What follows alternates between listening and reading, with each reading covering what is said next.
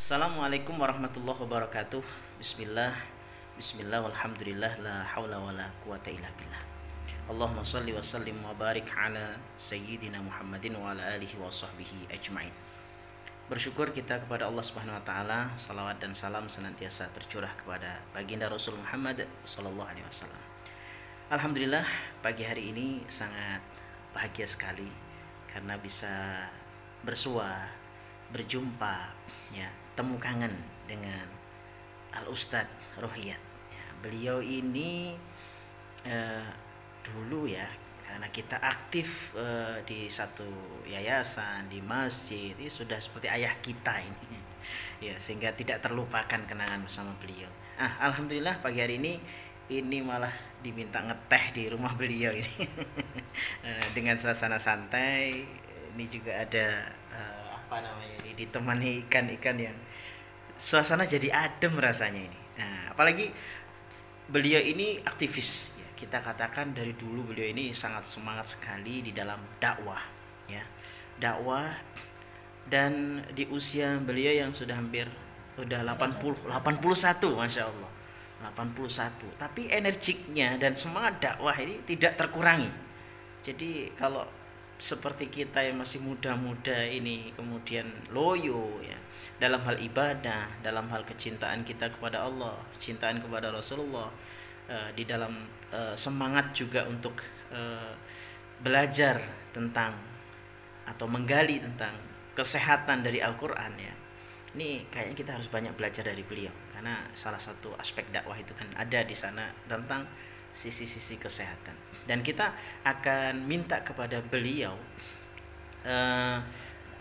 dakwah yang semangat dakwah ya, semangat dakwah atau gelora dakwah ya. Bahkan beliau itu kalau saya ingat ya, dulu waktu di Jember jalan kaki ya, Masya Allah ya, jalan kaki.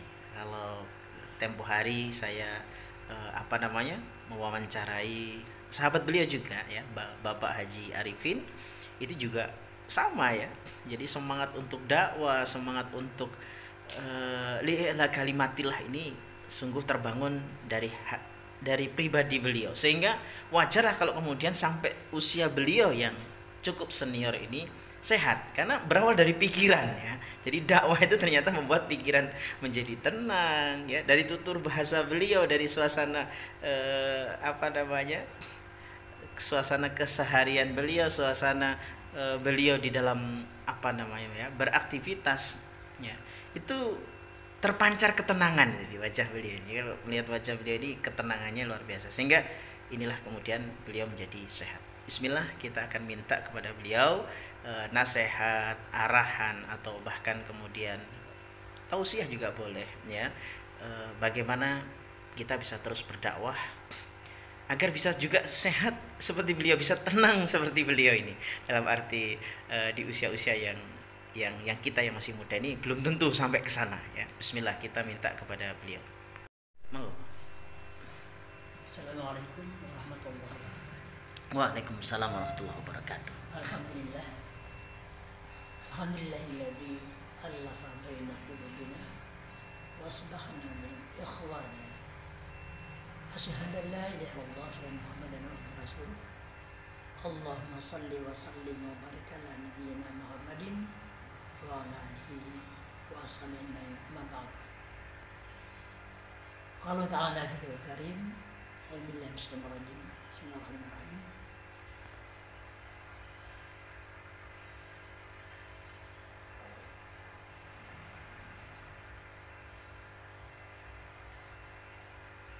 Ud'u ila sabili rabbika bil hikmah wal mau'izatil hasanah wajadilhum billati hi ahsan. Sadaqallahu azim. Saudara-saudara rahimakumullah, saya diminta sedikit bertausiah sekitar tentang dakwah. Islam itu menjadi agama dunia.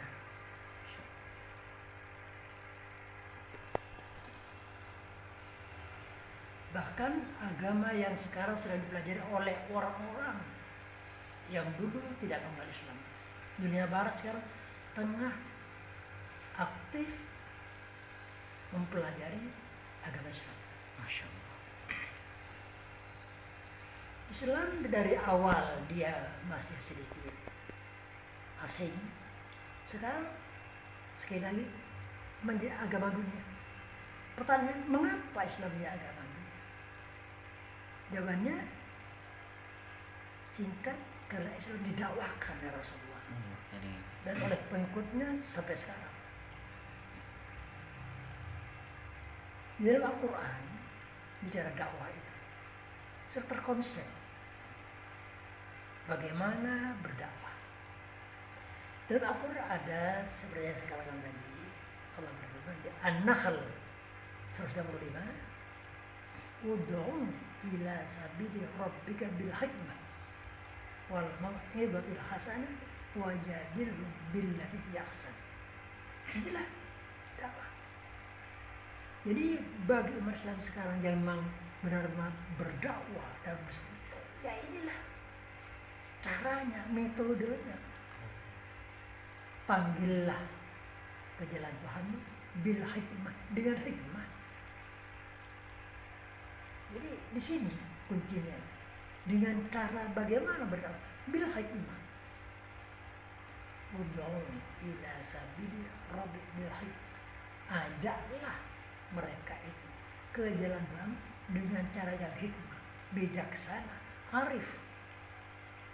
Jadi dengan cara lainnya bil hikmah, bijaksana, arif, wal mau'izatil hasanah, dan dengan cara pengajaran yang baik, dengan cara yang baik.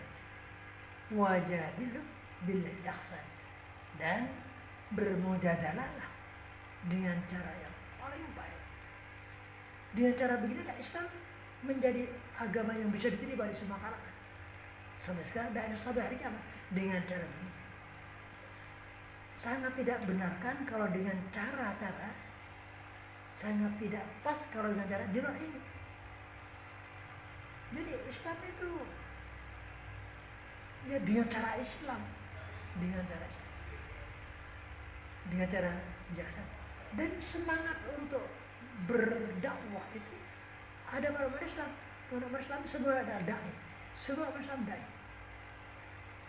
Balighu anni kalau ayat, sampaikanlah dariku sekalipun satu ayat. Jadi umat Islam wajib menyampaikan ajar kebenaran Islam sekalipun satu ayat dari Al-Quran.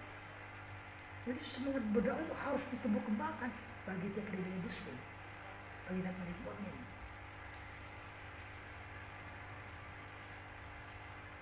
Saya pernah ingat kepada kata-kata hikmah dari seorang pendekar Islam. Kif duna ra'ika bil hayati mujahidan, innal hayata aqidatul wajhad. Menarik.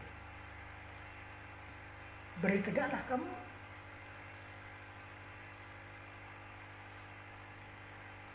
dengan ra'yimu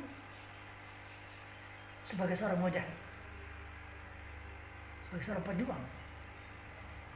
Innal hayata, karena hidup ini adalah jihad, karena hidup adalah perjuangan. Jadi kalau seorang muslim mukmin sampai kapanpun ada semangat ini, akan tetap berjihad dalam hidupnya, sekalipun dalam keadaan setua apapun, apalagi masih muda. Jadi masing-masing muslim mukmin wajib berdakwah, harus berjihad, dalam arti memperkenalkan Islam secara damai. Islam damai. Jadi tidak benar menginterogasi Islam dengan cara kekerasan, mencaci maki, mencela. Sangat amat tidak benar. Jadi ada semacam pengajian ke dalam.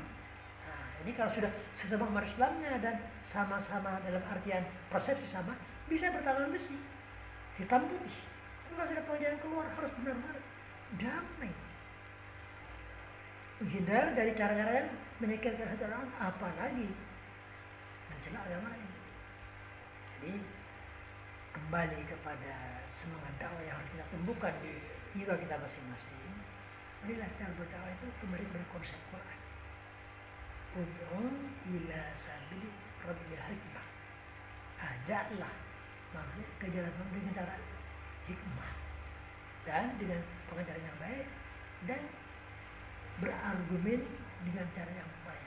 Beradu argumen dengan cara yang baik. Insya Allah dengan cara ini Islam akan eksis sebagai agama yang menarik.